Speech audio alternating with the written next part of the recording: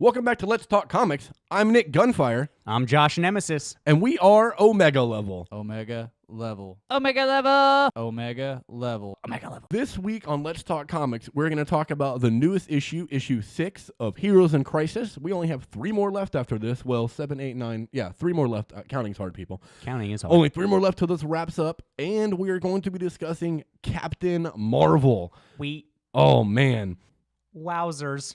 Marvel. Marvel. Please get it right. I know. Oh, Marvel. I know Fury likes to say that Marvel sounds better, but it's Marvel. Like the Okay. Marvelettes. Marvelettes, yeah.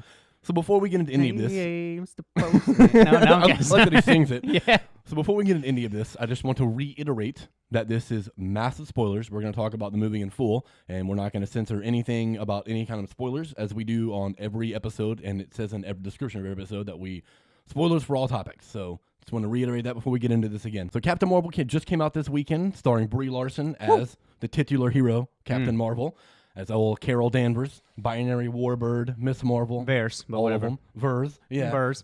All of them. Samuel L. Jackson's in it as a younger Nick Fury. Which, Looking good. man, that technology is fire, dude. De-aging is It's good. so good. Him and Colston look good. Dude, yeah, Coulson looked great, too. And then it's also got Jude Law in it as Jan Rog, which is like there's a bit of mystery of who he's really going to be playing this whole time.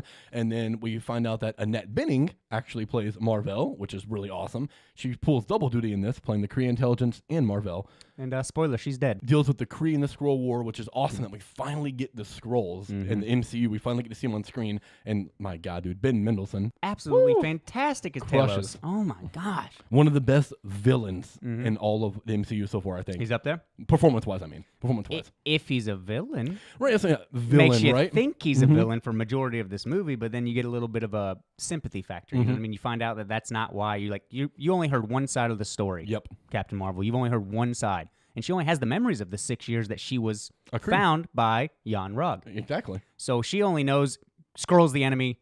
Kree are the right people. We have to kill them at all costs before they kill all the rest of the universe. So it's a bit of a little twist they put on the Skrull mythology in the MCU from the comics, is that in this, it appears as the Skrulls are not bad. But we only see Talos and his crew. They're not necessarily bad guys, but I would definitely not call them good guys. He's doing anything he can at his cost to get back to his family, no matter what it is. Yep. You know what I mean? So, like, he knows that he's doing bad things and things that aren't right, and he's, like, hurting people and things like that. But to him, ultimately, the goal is to get to his family and then find a new homeworld. And that's the question, too, is if you're going to judge one group of people as the whole entire race, Exactly. that you don't do that. You know what I mean? There are bad people in all types of races, And all good type of people. species. Yep. You know what I mean? Like there's, I always. think the reverse of that sentiment is how we're going to have to look at the Skrulls in the MCU. You can't judge them all because Talos was kind of good. I still think, for the most part, they're going to be bad. Probably. Because that's generally what they're on the comics. There's just instances of good Skrulls, and there's instances of good Kree as well, like Marvel.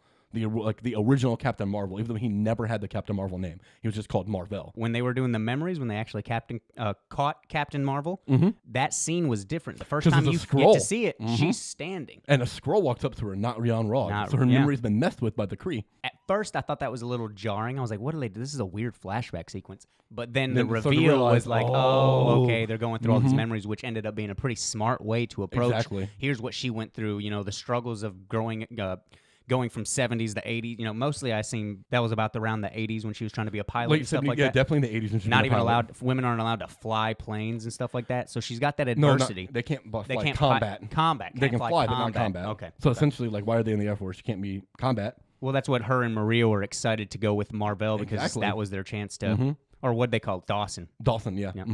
Wendy, I think. Wendy Dawson, yeah. Fly her experimental So aircraft. that's like the best thing that's Yeah. what made them feel useful. Is like, this is the only time we're useful. And that's wrong. You know what I mean? Yeah, it 2019, guys. It I don't sucks. care if that's set in the 80s. We can attribute the downfall of Blockbuster to Captain Marvel. Yeah, pretty much. That was Destroys Blockbuster.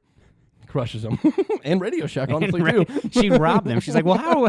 Radio Shack's like, what are we going to do with all of our supplies gone? Do you notice when she goes to that Radio Shack and they show afterwards when she's like manipulating the payphone to use it, she's got a Game Boy on top of it. She like took apart a Game Boy to use the Oh, components. I did not catch the Game Boy. It's a freaking Game Boy. Wow. I was like, that's I'm awesome. glad they did the whole like long distance call fee too. That was really- like what is Cuts her and Jan Rog off mid-conversation. It's like, oh, good old payphone. why he's so concerned with her. It's not her well being. It's the fact that she's the light the speed weapon. engine. She's the motor. She's you the know? weapon. Yep. He knows that they will be able to eradicate the Skrulls with the help of Captain Marvel because she's so overpowered. Like, they nerf her power in this movie by giving her that little chip in her neck, which she thinks is helping regulate and helping her control. But no, it's just subduing her freaking power. When they messed with your minds, also the Supreme Intelligence did that to her. Exactly. They also messed Yeah. with her minds. You know what I mean? So when she's seeing all these other flashbacks in the in Talos' ship when they're going through it, she's like, "Why are these in my head?" And he's like, "I don't know. They're your memories. They were already there. They weren't." We're just sipping through what's already there. And then he made a slight comment about how it's like, "Oh, they already got to you." Like both sides were saying that. Oh, Exactly. they got to her. Oh, they got to her. It's like, I like that they have that little dichotomy in there because it shows how both sides like fully believe the other one is just evil. You know what I mean? That's how it is in the comics. They both hate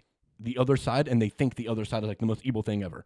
And there's just no give on either side. I think the best part of the movie is when she fully unlocks her power and just goes ham on everything. I mean, broke out of the Supreme Intelligence, blasted everybody in the vicinity. Like, whoa. Looked like she was destroying like the construct of the Supreme Intelligence too, because Yep, it started from the like inside. shattering and like light beams look like we're shooting through it and stuff. And, it's like, And she uh-oh. just stood there and was taking the blast, kind of like with a little smirk on her face. Man, I love that like how they captured Carol Danvers as a character in this movie. The way that it was Carol was written in the movie and the way that Brie portrays her and the way like the directors helped her do that is exactly how Carol Danvers is in the comics.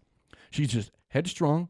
She's kind of cocky. She's very overconfident. She runs right into battle, right into situations, just immediately thinking, I got this. I can handle this. And then oftentimes gets herself into a bad situation and has to get out of it. I mean, she was kidnapped twice in this movie. When she's trying to escape the held prisoner the second time. yeah, held prisoner. When she's trying to escape the Skrull ship and she finally blows the little things off her hands, she goes, yes, finally. She doesn't realize that she just destroyed the spaceship. the scroller backing up like, oh, snap, grabbing thing. She turns around. She's like, wait, what? oh. Almost gets sucked out into space.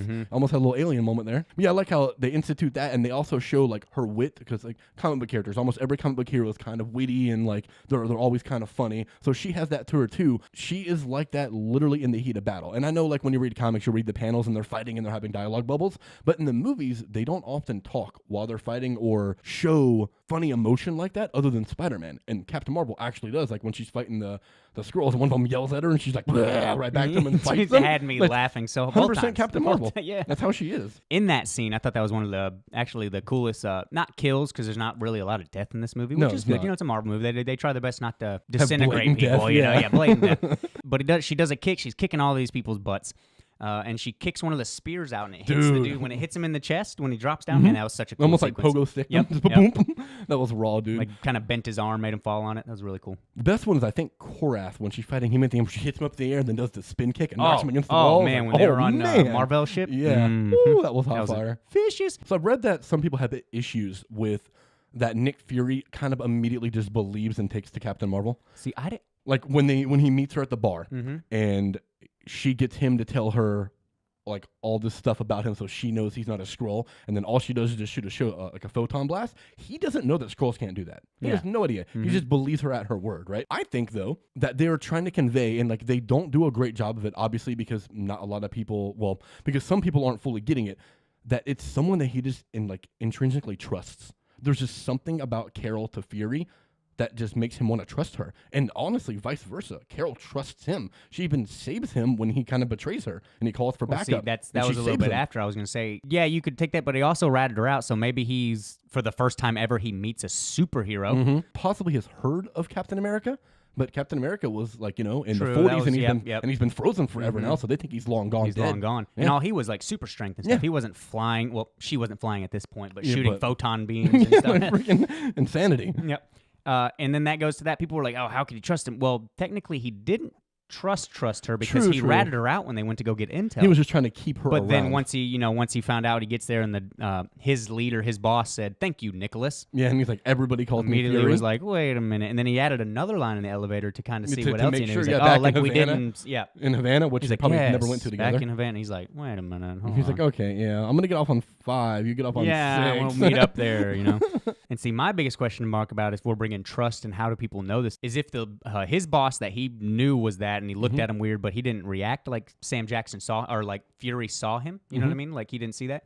But then immediately afterwards, he's like, Coulson and the other agent are walking down there, and he's like, well, apparently Fury's gone rogue. He's siding with her. Yep. Why would they think that? They just got called by Fury. So my guess is off screen, he was like, hey, Talos was like, yeah, Fury's bad. yep, Yeah. exactly. Took a cautionary measure and was like, nope. He's We're like, gonna- yeah, Fury is working in with them. We're going to try to contain them both. Yeah, I'm sure he said something like that. Mhm. Yeah. That's my guess. Another thing I really loved about this was that they show, even as Coulson in his very young rookie career, still always goes off gut instinct over everything. Because he's just got a gut feeling to let Fury and Captain Marvel go, and he lets them go. And Coulson even or Fury says it later in the movie. He's like, he must have went off a gut feeling, which is a very hard thing to do, to like override what orders you've been given to go off your gut. And that's 100% Coulson as a character. That's She's what like, he if does. I do that, I get in trouble. He's like, I do it all the Yeah, I time. can Get see trouble. He's that. like, yeah, I definitely see it. Really thought the banter between Fury and Was Captain awesome. Marvel was Yeah, spot dude, it's so on, good. man. Their chemistry is incredible. Fury and Carol were, they were really good. Her mannerisms in this whole thing, oddly enough, reminded me of Emma Stone from La La Land. Not a lot of people work their face as much as that. And like for how me, she like just how emotes, the little small right? stuff, like it's just the little details. That's what sold me. Like, I love That's really Brie. good acting. I love Brie Larson as an actress, Pierre. I think she's absolutely amazing. But I agree. what really sold the character was how nuanced she was with her facial expressions. Yep. She's literally always doing something. And she's always doing something very Carol. Like, no matter what's happening on screen, she's reacting to it even when she's not speaking through like her facial tics and her mannerisms, and it just screams Captain Marvel Carol Danvers. Like, she embodies this character. She's the perfect person for it. And this was definitely, I don't want to say a female movie, but it was very progressive in that manner of like hitting those marks, similar to that of Black Panther, of dealing with the African Right. culture. And like stuff Wonder that. Woman.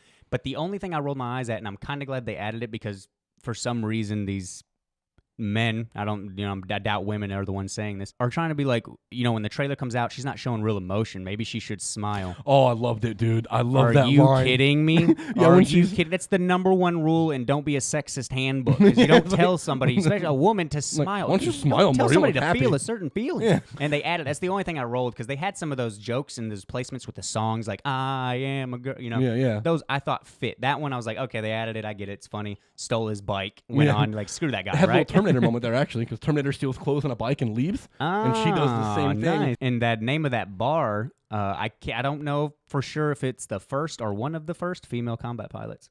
Ponchos, that's the last name. Really? That's dope, dude. I'm sure it was. Like, There's a lot that's of definitely first what the name, reference man. is. That's First awesome, female dude. composer, awesome. Mm-hmm. First This was the female director. First head writer for a Marvel movie. For Marvel movies. First female head writer for a Marvel movie, and then no, head writer of any female writing thing. oh, nice. Ever. Closest we came was Catwoman, but she was listed fourth Oh, behind for three any men. superhero movie, you Anything. mean? Supergirl, Nice, Wonder Woman, like nice. all those. Yeah. The first female head writer for that, and also the first Marvel movie. I'm pretty sure that had a female director. She co-directs. Co-directs. Anna Boden But and still Ryan head, Fleck. head director, yeah. Yeah, It's the just like direct- saying that the Russo brothers, like, oh, Yeah, one of yeah. them, no. Exactly. Anna Boden and Ryan Fleck are like the Russo brothers. They do pretty much everything together. They make all the movies First female together. composer. And if those names aren't familiar to you, they did Half Nelson with Ryan Gosling. If you have seen or heard of that, they did that movie. That was like one of the most popular things that they've done. Nobody's seen it. And moving along, just moving along. Along. I did really appreciate that they were able to convey a lot of emotion in this movie, dealing with like, especially the scroll when you get in later and you find out Talos is like, I'm just trying to find, like, you get to the ship, you don't even know what he's looking for. You're like, oh, they want to find the engine to be able to move light speed, the Right, yeah, they technology need- that Marvel was working on. But come to find out, they get there, Tesseract. Yeah, and it's the Tesseract is And the it's energy core. Yeah, which it's is the energy dope. core. But he was just going there to find his family. Yeah, Like, that's all what I they care were. about. The refugees in there. They're like, he was going there for the family. Have that nice little scene. He's puts his head to his wife And like, his kid. and his kid, which his kid I guess hasn't seen him in a very long Yeah, time, because a long time. Yeah, she or he, I don't know what they didn't really specify. Yeah, they didn't specify. When he The grabbed kid- the baseball, the but kid may a have woman met- a female can also play baseball. So Kids may never met his father. Honestly, it's a very young Yep, child. it's a very young child. We looked at the mom, was like, oh snap. Yeah, do I? It's should okay. I? They rub Yeah. noses. That's what squirrels do. Yeah. Eskimo kisses. Yeah, that's what That's kisses. what we do. Yeah, I like that. I love that. That was his main motivation. Like Mm-hmm. he definitely still wants the energy core so they can get away and get the light speed, but that's a secondary factor. Like finding the family is the first thing. Well, he It was finally awesome. broke down when he met him in Louisiana. He's like, I come to you as my normal self. Dude, I love that too. When he No more tricks. they He's like, kept- what's that? they several times pushed that Talos is not completely bad. Like there's something about him that's just different, like that is kind of good, and it's ultimately because he's looking for his family. But yeah, I love when he comes to him in Louisiana at Maria Rambo's house. He just shows up behind him drinking what he told me I didn't even realize, drinking the same exact kind of cup that Samuel L. Jackson drinks in Pulp Fiction, which is freaking awesome, in the same room with Sam Jackson. But then he tells her, he's like, I come to you as I am. I'm not disguised as your boss anymore. I'm not disguised as anybody. I come to you like bare as I am. But outside is another scroll impersonating Maria that has her daughter Monica like distracted. And Carol's like, what about your guy outside? And he's like, that's a fair point. That's a fair point. Monica, you mean Photon? Yeah, Photon. Oh, Photon. Yeah, so I'm assuming since we already know that Captain Marvel 2 will be based in current time, that we are going to get Monica Rambeau, who is Maria's daughter, as a superhero, most likely as Photon, which is dope. That's what she's in the comics. And I really hope somehow that this can lead to Rogue being introduced and we can get a proper Rogue. Not that Anna Paquin's Rogue was bad, she was good, but she wasn't like It just traditional wasn't Rogue. Yeah, she could absorb powers, but she couldn't fly. She had no super strength. She wasn't like the Well, Southern she didn't Belle absorb witty Captain person. Marvel, though. But the end credit scene, bro, completely sets up. Okay, so this is the first end credit scene I've ever seen in a comic book movie where I didn't feel like it was an end credit scene. It felt like it was an actual scene they just pulled from Endgame and put here. Like, Yep, all right, it's this has to do similar. with Captain Marvel. Let's put it here. Same thing with at the end of Doctor Strange. What was that one? I don't remember now. They showed him and Thor, and that was from Ragnarok. You're right. Yeah, Straight okay, up, so I guess straight up pulled from this would be Ragnarok. the second time. Yeah, so yeah, that's what I've been under the impression now ever since the first time I saw that end credit scene. Like, oh, that's probably a scene just taken straight out of Endgame that has Captain Marvel in it, which is awesome. As it brings back the pager, Captain America, Black Widow, and War Machine. And Bruce. Oh, yeah, and Bruce, Bruce yeah, and Bruce Banner. Banner are all standing around, and like Rhodey comes in. He's like, "Hey, that little pager device we have just stopped blinking. Like it stopped doing whatever it was doing." Like Leo's like, well, turn it back on. I need to find out who's on the other side. Yeah, yeah. On I the mean, other she side said or it like whatever. who's on the other side, and then Yeah. turns around. And then bam, here's Carol. And he's like, "Where's Fury?" So yeah, I think this movie definitely confirmed my suspicion this whole time that Carol is either going to straight up just defeat Thanos, like in the final battle, she's the one that will defeat him, or she is 100% going to be the complete catalyst for how they defeat him. I still think it's a very good chance that Iron Man himself is the one that actually takes Thanos down, but it's going to be because of something Carol shows him or helps him do. Unnecessary outrage, but I do get why they would add a character and then, oh, she's the reason that he was. I think she'll be the catalyst. I Yeah. don't think she's going to be Because like, she's the most oh, it's powerful thing. Carol Danvers. You know what I mean? Yeah. She'll be the catalyst, and she's also definitely the next leader of the Avengers, which I like in this movie how her and Fury have such great banter, and Fury like really seems to trust her. She's the one. In the comics, that is largely Captain America and Nick Fury's relationship. They have very good banter, and they both trust each other, but they also don't trust each other, because in the comics, Fury just always has a million secrets, and Cap hates that. But above everyone, Captain America is the one that Fury is like, he will get the job done. And it seems like in the MCU, it's going to be like Carol's going to be the one that Fury is like, she'll get the job done. And that also hints that Captain America is going to die. Yep, and when that happens, so. she's going to take the mantle Captain Marvel. Oh, you're That's not said. taking my line, huh? I had to. I knew you were gonna. I knew you were gonna go there. Also, a question. She's or never called not a Captain question. Marvel in the movie, so I definitely think that Captain America until the die. credits. Until it says Yeah, Captain, Captain Marvel. Marvel That is the return, only yeah. time that is mentioned in there. They never call her that. They call her Carol, and they call her Vers. She's gonna don the captain. She's going to title become once he- captain. She is a captain because when Fury's looking to rename, when he's making the Protector. the Initiative. Protector Initiative, which he renames the Avenger Initiative, is because he sees a said picture. Captain Carol. It's Captain Carol Avenger Danvers. Also, like that it says Phase 1. And if you read what it's saying, it's talking about a group of heroes forming to stop a threat to Earth, which is the first Avengers movie. And people were like, "Oh, why Phase isn't 1. she brought in for those?" Well, that's what he made the Avengers for. Yeah, Fury They stopped felt it. the Oh, okay, Avengers so we could have stop no it. worry. Well, what was she for Thanos? Well, they still thought that they could could take stop- him. yep. And then the end of Infinity War, it's like, oh snap, we can't take him. We need her. And she straight tells him, too, like, he's like, what, do you think I crank call you? And she was like, for emergencies Emergencies only. only. Let's go ahead and cut to some sponsors. We are sponsored by Epicos Comics, Cards, and Games that started on the show last week with an awesome partnership going on with them now, so check it out. Omega Level Podcast is proudly sponsored by Epicos Comics, Cards, Games. Epicos is your one-stop shop for all your comic book, tabletop, and card gaming needs. Featuring collectibles, statues, artwork, highly graded comics, video games, a separate game room, and even a tabletop game rental service, Epicos has it all. Every week, Epicos is stocked with the newest comic book releases, variant covers, and the capability to order what you need. So start a pull list and never miss an issue. Epicos has 2 locations, Chattanooga and Hickson. So come on by and find what you're looking for. Heroes in Crisis. This one went back to being like, not went back to being, this one was a flashback issue again. It's kind of like a pause in the story. Like there's not really much progress that's made until like at the very end of like the overall story. But it gives you a lot of information into like why characters are acting the way they're acting, right? So this follows Harley, Wally West, and Narc, who has not been in it until now. And I've never heard of that character before, but I did think the way that like he was using this issue was like very beautiful, especially the artwork. Like the artwork was killing it for like the old prehistoric days, times and yeah. stuff. Man, that was so cool looking. I like that. He called it his old days. You know, it's his old life where he was just a normal Neanderthal. You know what I mean? Just Just killing run-of-the-mill. things. You know, you either kill to eat or get killed and that person eats. Yeah. You know? or that animal eats. Yeah. Or that animal Yeah. eats. Because, you know, he fought a saber-tooth because he's a man. That was awesome. And of course, he's just straight nude on a woolly mammoth the whole time. Man, I thought that was actually a really cool shot. It pans out and it gives him a couple dialogue bubbles or text bubbles, and then he's on a gigantic mammoth, which is his pet, Yeah. which is his friend, Yeah, I guess. it's like 'cause his- it it's like- listens to him. It's like his dog almost. That was Because really they had cool. a later shot of him like leaning up, doing the whole like head-to-head thing, and like it obeyed. It like kind Yeah. of bowed down and sat. You know, it's cool. That was really cool. What better pet / friend to have than a woolly mammoth? Like, that's freaking awesome. Awesome. I want that. Yeah, I wanna get a I want mammoth. his neck. Was there a neck on Narc? Yeah, no I- kidding. I don't think so. There's- He just she's just been called the no neck man. No The neck no neck Neanderthal. man. And if you break it down, that's actually what Narc means. That's exactly what they were going with. I can't believe you caught that, man. That's incredible. You know, some That's people got to think incredible. above The what they're depth telling that us. you're able to see in this issue is just, it is mind blurring. That's what Jersh do. That's what Jersh do. That's why he's Jersh Nemesis.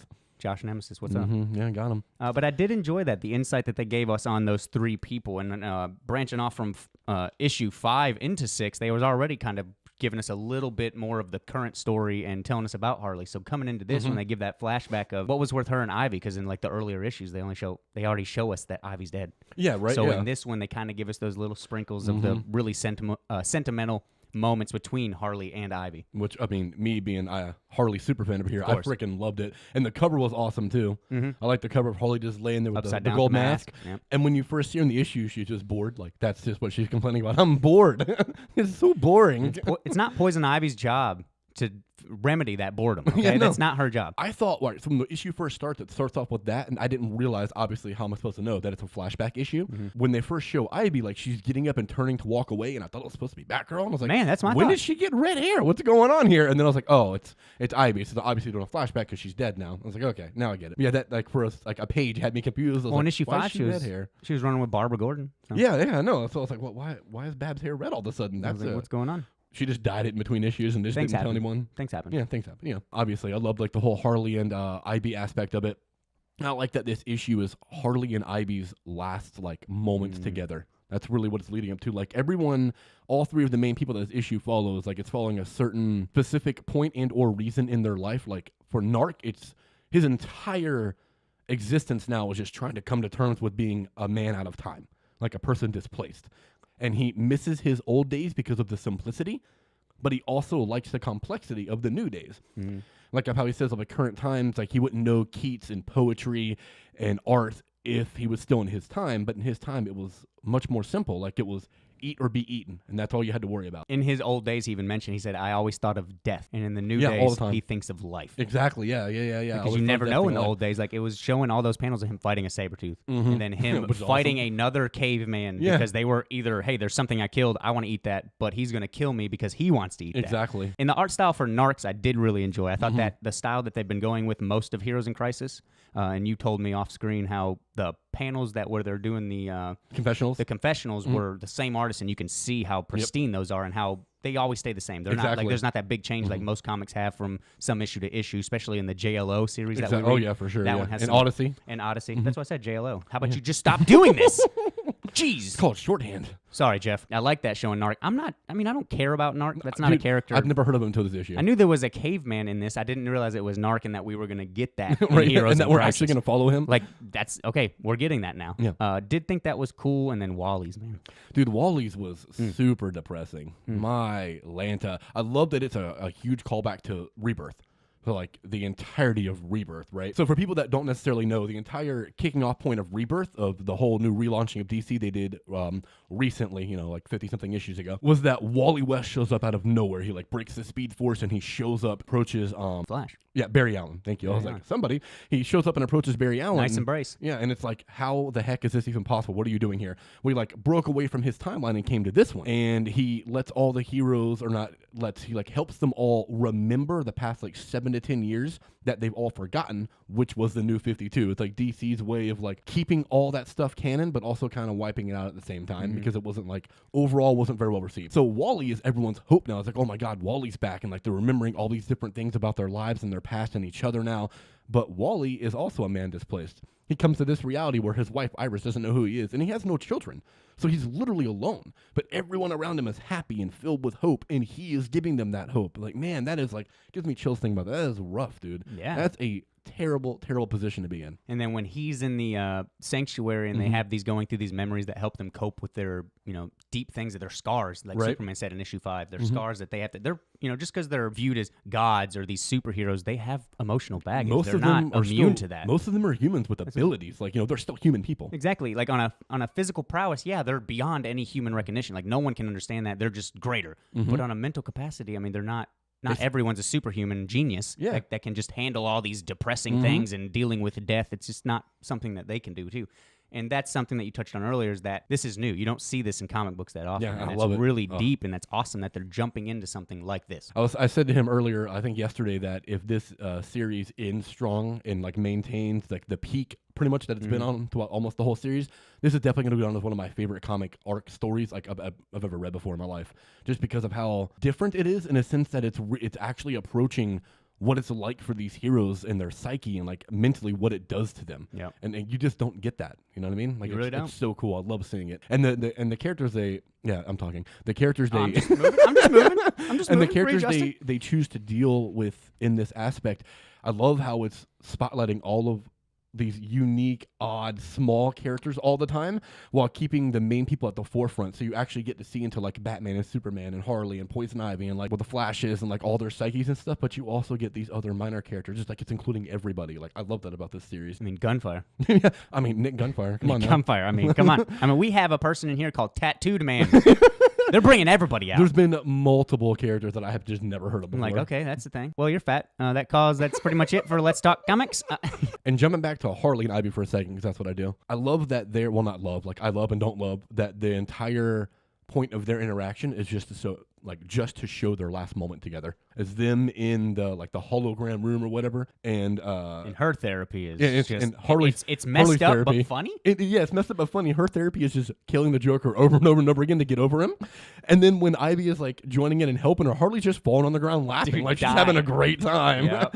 And then Ivy says like, well, I think this one's done. Like this, we've ruined this version. Let's get another one. And every time Joker pops up, he just has an awful joke. Yeah. Like it's just a terrible pun. And every Poison time. asked for that. She said, Yeah. make this one a little more cheesy. Yeah, a little more, each like, one I want a little more cringy. But their last moments are like just them talking to each other, and I love that when they're having their conversation, there's like an awesome panel that is a little confusing to me. It was to me anyways, honestly. It's just the two of them and a whole bunch of word bubbles going around, but as it was going on, I lost track of who was saying what. But as I kept reading on, I was decently well able to pick back up who's supposed to be who. But it's both of them pretty much just saying that they're crazy and they rely on each other and they like need each other, like they've formed this special bond together, And then their last words to each other, like Harley or IB tells Harley, like, wait here, I'll check this out, because there's like an alarm going off saying emergency, everyone needs to like vacate. And she's like, you just wait here because she's not supposed to be there. No one knows she's there.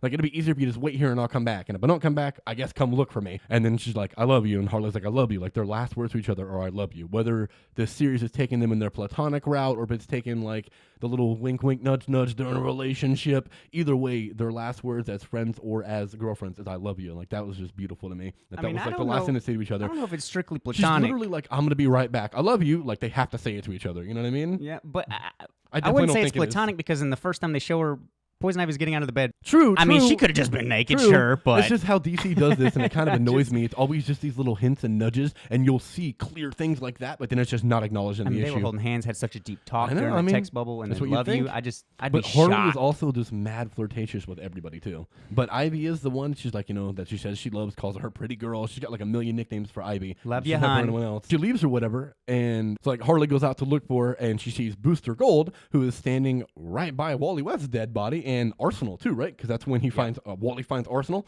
and this heavily implicates Booster because in the panel you see Wally with Arsenal, and then a zap blast come from Booster. Yep. Shows Booster, shows Wally being electrocuted. Yeah, so Booster zapped and shot Wally.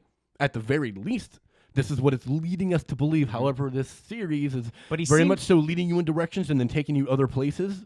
But he's like all the time. That's why I don't want to think that it's him, because from issue 1 he's been the number one prime suspect. Yeah. Like Booster Gold, and then they incorporated Harley Because she's it's- Harley. Yeah, it's Harley.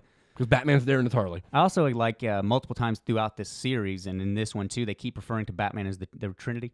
Yeah. They're the Trinity. Yeah. I thought that was cool. Like everyone calls them that. It's like, just everybody knows they're the Trinity. And I really enjoy these confessionals that when they start wrapping them up. And this one, each one, it seems like the issues, and they have a theme for each one. And in this one, it is, how many have you saved? You know, is this about counting? Some of them say, no, it's not about counting. Only Solstice gave an exact number. She just knew. 472. Boom, the only one. She keeps count. She keeps count. I wasn't here for when we talked about the last issue, but Yeah, that was great. man, yeah. I want to know if they bring up Solstice exploding during the interview. Right. Yeah. Was that I don't know. anything? Is Sanctuary that safe?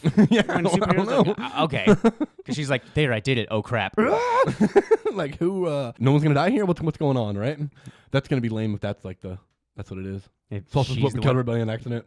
I'd be so annoyed. Not if they can write her well. But True, I could true. see that would be kind of a cop out. Like, oh, okay, whatever. But yeah, this is further implicating Booster, and it's just, man, to me, he's just too obvious. Although I do like the fact that if it's Booster, it's Booster. Like, of all people, Booster Gold murdered all these people. That's nuts. And if that's the case, you know Ted Blue Beetle is going to assist him. I mean, in issue 5, they bring up the whole bromance, dude. Like, dude.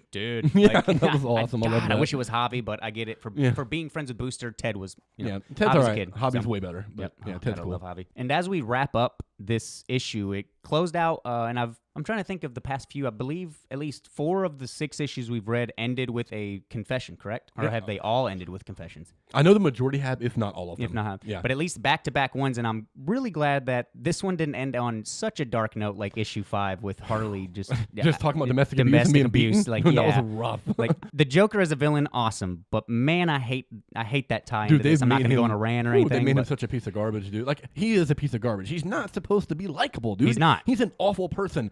But with the way that they treat the Harley and Joker relationship, it just makes it even more apparent. Like, there is literally nothing to like or redeemable about that character. Absolutely He's not. just overall a piece of trash that's all about chaos and inflicting pain on others, no matter who they are.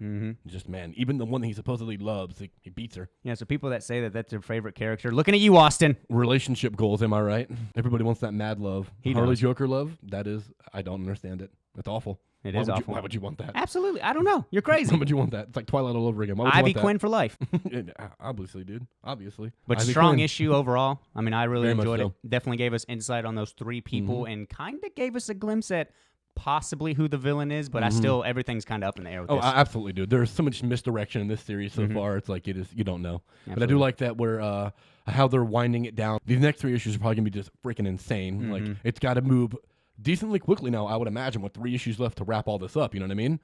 Yep, Trinity's going to be more involved, especially after Have the big to be. Superman speech after issue 5. That speech was so good, dude. That's how you use Superman. Oh, they had my favorite panel. In That's there, how you too. use him. Yes, absolutely. Yeah, you told me that your favorite the panel whole was the 4 Adams, Swamp Thing, Zatanna, and then Aquaman spreading the sea like Moses. Woo! Aquaman's. Which, bringing up Moses, I'm going to do this for a comic book, is also who I thought Caesar from Planet of the Apes represent. My God. Oh, we calling him out of everything. We're calling them out and everything. As always, thanks for tuning in. Thanks for checking us out. What'd you think of Captain Marvel? Have you seen it? How amazing is it? Also, we didn't mention $455 million global gross opening weekend, the 6th highest opening of any kind of movie of all time, the 2nd best MCU global opening of all time, the #1 global opening for a female-driven film of all time, period.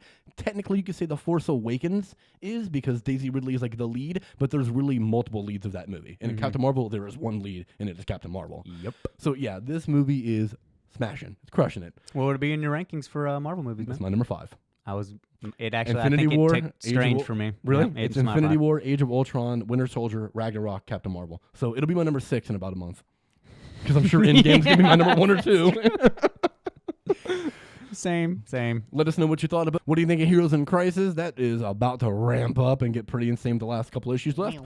So let us know on the comments on our YouTube's page, and we appreciate you checking us out, however you're checking us out. And yeah, no one likes you. Lurk, Kerman, Skirb.